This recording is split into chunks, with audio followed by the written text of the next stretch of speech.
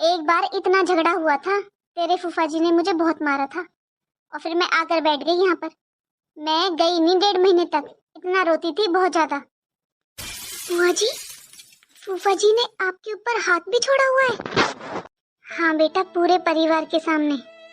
मेरी सास ने एक बार भी अपने बेटे को नहीं रोका क्या कर रहा है, और मेरी जेठानियाँ और मेरी ननद, वो तो एक कोने में जाकर मुस्कुरा रही थी, जैसे वो तो बस यही सब चाहती थी।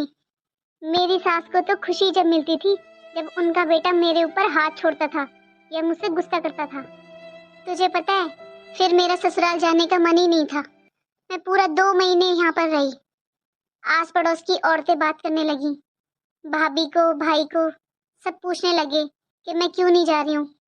तेरी दादी तुझे पता है कब खत्म हुई थी? जब तेरे पापा की शादी भी नहीं हुई थी तब खत्म हो गई थी तेरी दादी।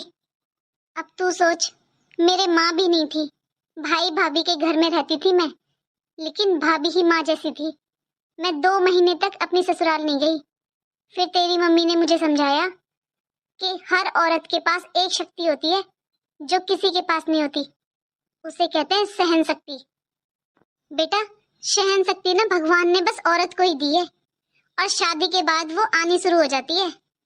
और जैसे जैसे उम्र बढ़ती है ना औरत की, वैसे वैसे वो शक्ति और ज्यादा बढ़ने लगती है।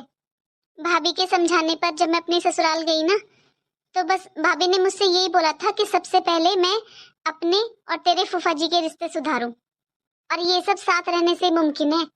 जब मैं बार बार अपने मायके आकर बैठ जाती थी तो तेरे फूफा जी मुझे समझ ही नहीं पाते थे, उन्हें मैं ही गलत लगती थी।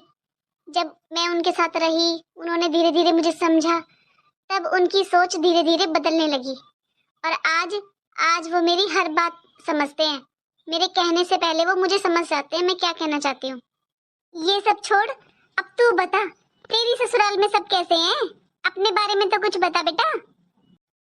बुआ जी, अब आपसे क्या छुपाना है। बुआ जी, मेरी सास बिना मेरे साथ लड़ाइयाँ करती रहती है। मेरी ननद है ना बुआ जी, वो भी कभी ढंग से बात नहीं करती है, बस हमेशा मेरी जेठानी के ही गुण गाती रहती है।